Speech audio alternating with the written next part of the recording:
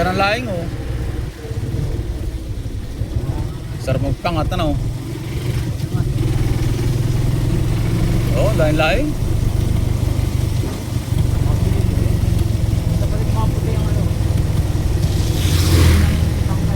Puti yung tangkay ano. Malambot.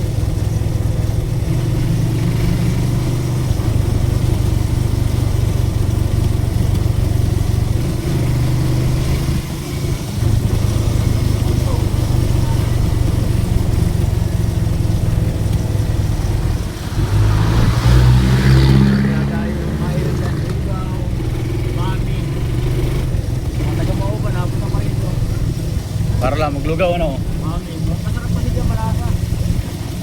Tapos meron tubig sila.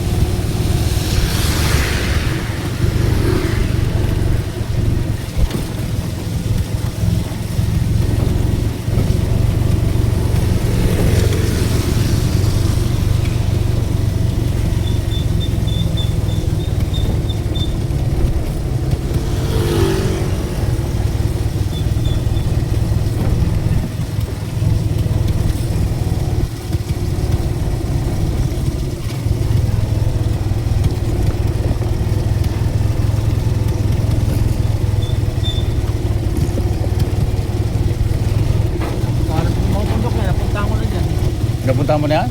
Pang-power sa kami, isang meron pa nga ito sa may lusong doon, sa simula doon. Kulang ko lang 3 oras ang lakad bago kami makapunta. Aba, layo no. Tayo, kasama pa yung makina. Ahong, puso, ahong. Yung kasama yung driver. Ha? Yung driver na nag-deliver si ano? Hindi isang ko. Siya nagkahanap pa makina. Yung pinsa mong isa na nagbibiyahe pa ng Coco. Si John yung ano. Oo.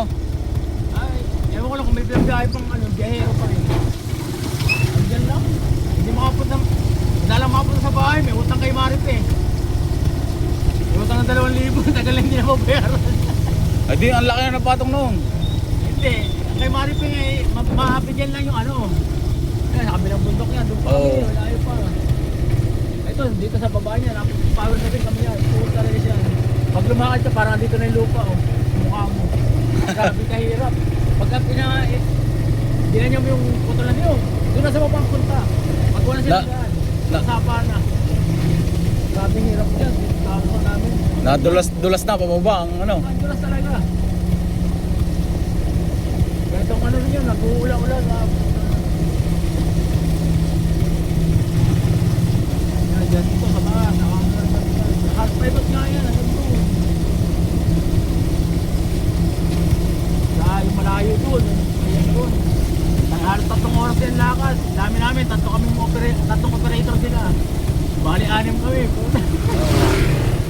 Lakad, ang layo eh. Pagpabalik, paghapon na, kanya-kanya ng ano eh. Wala nang hintayan eh. Wala nang hintayan. Mapagod na eh.